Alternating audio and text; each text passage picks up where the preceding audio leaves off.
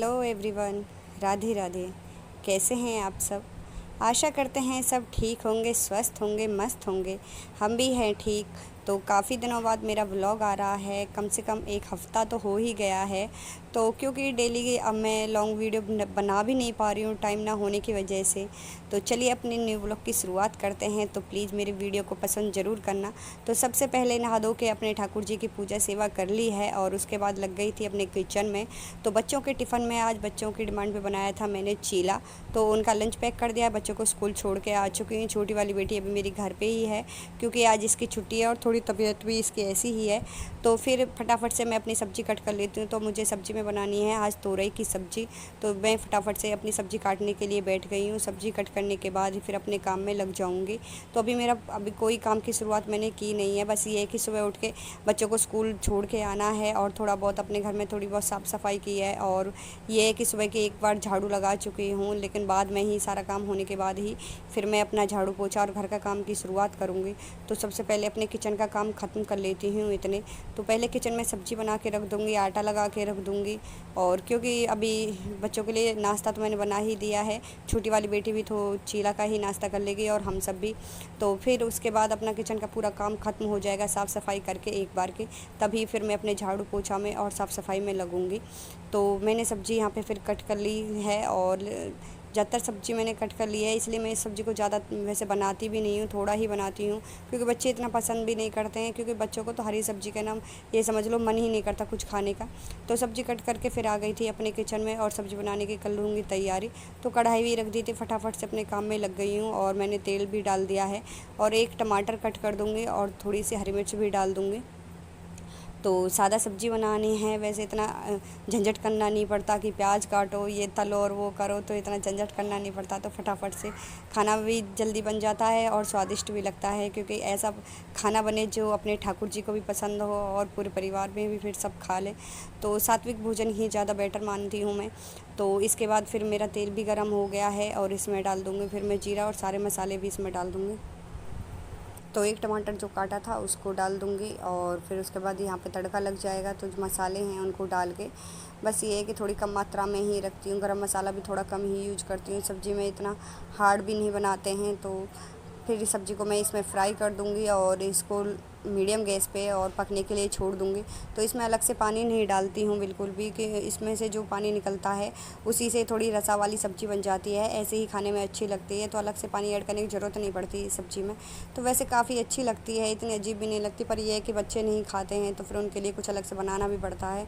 तो फिर अब ये है कि अब छोटी वाली बेटी है वो चीला नहीं खा रही है तो उसको पोहा खाना है। तब ये है कि बच्चों की तो कुछ ना कुछ चलती रहती है। पर ये है कि बस हमें ऐसा लगा रहता है कि बस बच्चे पेट भर के खाना खा लें, घर का ही तो खा रहे हैं। तो इसलिए आलस नहीं करती हूँ बनाने के लिए। तो यहाँ पे मैं उसके लिए पोहा बना रही हूँ। तो मैंने एक आधा सा टमाटर उसको मैंने चॉप कर लिया था चॉपर से और मैंने थोड़ी सी राई डाल के और इसमें फिर एक टमाटर डाल के और सारे मसाले डाल के तो इनको भून लूँगी। और इसके बाद फिर मैंने पोहा भी थोड़ा सा भिगोने के लिए रख दिया था। जैसे पोहा भी भुग गया है और इसके बाद मैं इसमें पोहा ऐड कर दूँगी। तो फिर साथ में सब्ज़ी को भी मैंने ढक के छोड़ दिया है और उसको बीच बीच में मैं चलाती रहूँगी। तो फिर यहाँ पे सब्ज़ी बन रही है तो साइड में पोहा भी बन रहा है। तो दोनों काम साथ के साथ होते रहेंगे। तो ये है कि फिर अपना काम भी टाइम से ही हो जाएगा। तो इसलिए मैं फटाफट से अपने काम में लगी रहती हूँ। कई बार तो ऐसा होता है कि बीच में अगर थोड़ी देर चाय पीने के बहाने ही बैठ जाओ तो कम से कम आधा घंटा या 1 घंटा पूरा ख़राब हो जाता है और सुबह का काम भी कभी कभी तो लेट हो जाता है। तो इस चक्कर में मैं पहले ही डिसाइड कर लेती हूँ कि मुझे फ़ोन को अभी तब तक छूना ही नहीं है जब तक मेरा काम ना हो जाए। अब ये वीडियो बनाने के लिए बस ये कि स्टैंड में लगा के छोड़ देती हूँ कई बार।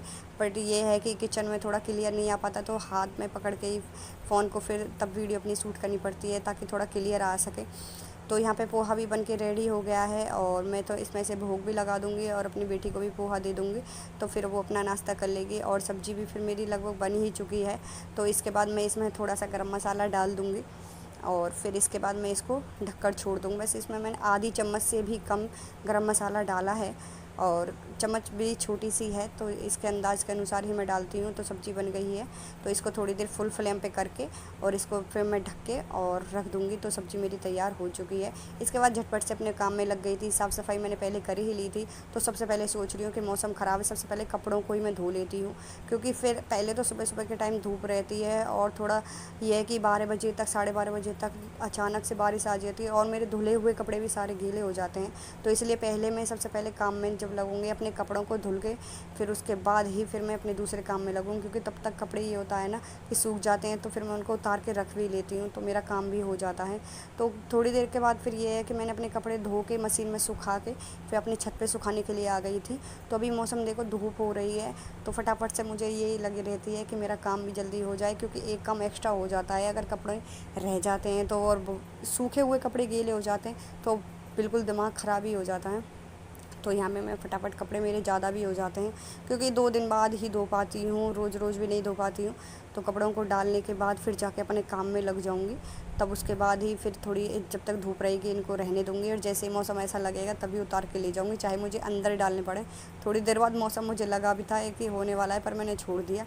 तो मेरा दोपहर का काम ख़त्म हो गया, कपड़े भी उतार के लेके आ गई थी। और फिर ये है, शाम को बच्चों की डिमांड थी कि हमारे लिए केक बनाना है। अभी 2 दिन बाद बेटी का बर्थडे भी है, तो वो कह रही थी मम्मा पहले आप घर पे ट्राई करो केक बनाना, फिर उसके बाद फिर मेरे बर्थडे वाले दिन बनाना है। तो फिर ये है कि अब मैं घर पे ही ट्राई कर रही हूँ। तो मैंने कुछ सामान रख लिया था, तो यहाँ पे सबसे पहले तो मैंने क्या किया था, मिक्सी के जार में पिसी हुई चीनी ली थी और उसमें दूध डाला था, और तो मैंने उसको मिक्स कर लिया था घी डाल के। और दूसरे भी साइड में ये सूखा वाला सामान तैयार कर रही हूँ। तो मैंने यहाँ पे थोड़ा सा मैदा लिया है और उसमें कोको पाउडर डाला है, और इन दोनों को मैं अच्छे से मिक्स कर दूँगी। और इसके बाद छान लिया था मैंने इसे, छानने के बाद फिर इसमें मैं ये जो मैंने ये बैटर बनाया था इसको डाल दूँगी, और मैंने इसमें बेकिंग पाउडर और बेकिंग सोडा ये भी डाल दिया है। तो मैंने सारे सामान डाल लिए हैं और इसको मैं पहले इसको मिक्स कर लूँगी। इसमें जो बैटर था उसी में मैं इसको मिक्स कर लूँगी। अगर मुझे लगेगा इसमें थोड़ा सा गाढ़ा है तो फिर मैं अलग से दूध ऐड कर लूँगी। तो फिर ये है कि मैं आसान तरीके से, ये है कि अपने बच्चों के लिए बन जाता है, तो बाहर की फिर झंझट भी नहीं रहती, क्योंकि बाहर ज़्यादातर यही लगा रहता है कि कहीं अंडे का ना हो, तो इसलिए फिर अपने घर पर ही ट्राई करना बेटर होता है। तो मैंने इसमें अलग से थोड़ा दूध भी डाला है और उसको अच्छे से मैंने घोल बना लिया है। और मैंने कटोरे में, दूसरे कटोरे में मैंने, मेरे पास पेपर तो नहीं था बटर पेपर, तो मैंने अलग से ऐसा ही पेपर लेके उसे अच्छे से ग्रीस करके और उसमें सारा बैटर डाल दिया है। और मैंने कढ़ाई को पहले से प्री हीट कर रखा था, तो उसमें मैंने नमक बिछा दिया है, और फिर उसके बाद मैंने इसमें कटोरा रख दिया है और वो बिल्कुल लो फ्लेम पे पकता रहेगा। तो मैं यहाँ पे केक पे लगाने के लिए तो चॉकलेट मेरे पास थी नहीं, तो फिर मैं अलग से ही इसको बनाऊँगी। तो मैंने मिक्सी के जार में पिसी हुई चीनी ले ली है और कोको पाउडर ले लिया है, और इसमें मैं डाल लूँगी थोड़ा सा घी, और फिर उसके बाद थोड़ा सा दूध भी डाल लूँगी। तो बीच में कई 1-2 बार मैंने इसको चेक किया था, तो मैंने इसमें स्टिक डाल के देखा था कि ये पक गया है, और इसमें से जो स्टिक मैंने डाली थी वो बिल्कुल क्लीन आ रही है।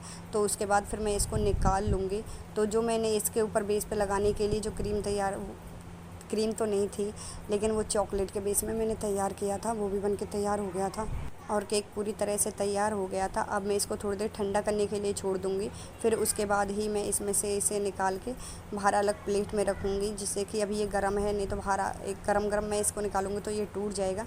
तो ये है कि फिर मैंने बच्चों के लिए इसको बना दिया था। अब इसको टेस्ट करने के बाद पता चलेगा कि कैसा लग रहा है। थोड़ी देर ठंडा होने के बाद मैंने इसको कटोरे में से निकाल लिया है, और इसको सीधा करने के बाद फिर इस पर मैं ये जो मैंने ये बनाई है, तो ये चॉकलेट का बेस तो मैं इसको लगा दूँगी। तो इस तरीके से मेरा केक बिल्कुल तैयार हो गया है। तो इसमें से मैंने थोड़ा सा, ये है कि केक निकाल लिया था सूखा, तो उसकी मैंने थोड़ी सी गोलियां बना के रख दी थी इसके ऊपर थोड़ा सजाने के लिए, डेकोरेट करने के लिए। तो केक बन के तैयार हो गया है, और वाकई में केक अच्छा बना था। तो चलिए फ्रेंड्स, अगर आपको मेरी वीडियो पसंद आए, रेसिपी पसंद आए, तो प्लीज़ मेरी वीडियोज़ को ज़रूर लाइक कीजिएगा और चैनल को सब्सक्राइब ज़रूर कीजिएगा। तो चलिए फ्रेंड्स, आज के लिए इतना ही। राधे।